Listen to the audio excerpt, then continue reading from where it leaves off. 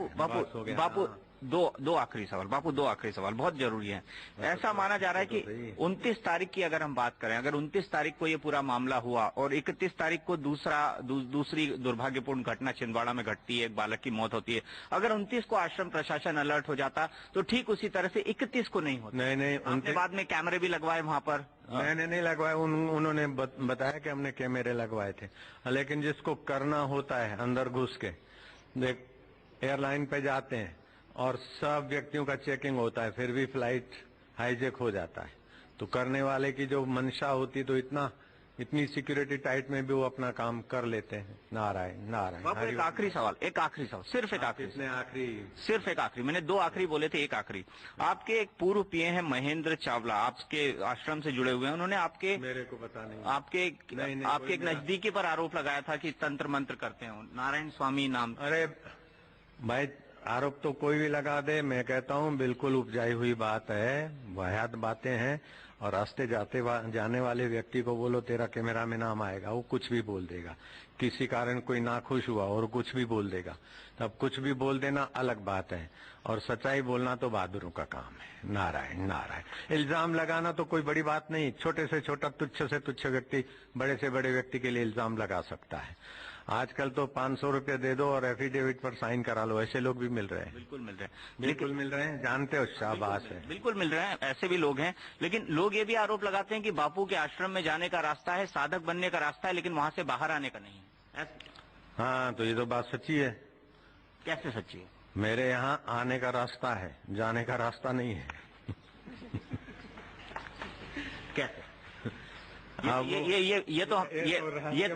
ये तो डायलॉग फिल्मों में होता है कि वो जुर्म की गलियों में जाने का रास्ता है, लेकिन आने का। सुनो, हमारे यहाँ आने का रास्ता है, ईश्वर के रास्ते एक बार आओ तो फिर वहां से चित्त हटता नहीं है। जहां भी रहेगा काम काज में भी ईश्वर की स्मृति रहती है।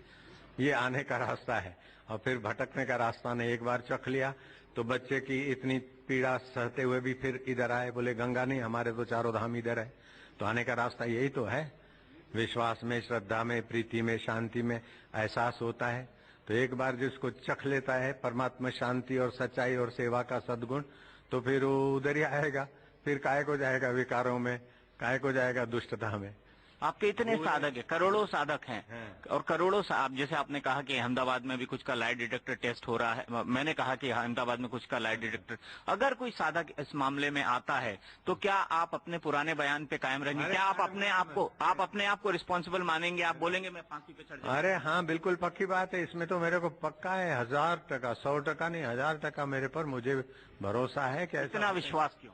इतना विश्वास होता ही नहीं। तांत्रिक तो विश्वास नहीं करेंगे तो क्या अविश्वास करूंगा? अब आपको कोई कहे कि आप मनुष्य नहीं हैं, आप सींग वाले प्राणी हैं, तो आपका विश्वास होगा मनुष्यता के पे? नहीं।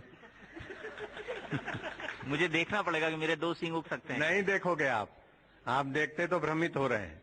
आपको कोई कह दे कि आप सींग वाले प्राणी हैं तो आप बोलोगे नहीं हूं, आप दावे से कहते हैं। ऐसे मेरे आश्रम वासियों को या मेरे को कोई तांत्रिक कहता है तो मैं दावे से कहता हूँ असंभव है, ये पैदा किया हुआ एक अफवाह है। जो बच्चा जिस बच्चे को कातिल कह के पकड़ा गया, ये पत्रकारों का काम होता है कि एक सवाल करके बहुत ज्यादा। एक आखिरी सवाल नारायण नारायण। जिस ओम नमो भगवते वासुदेवाय प्रीति देवाय माधुर्य देवाय आत्मविश्रांति देवाय।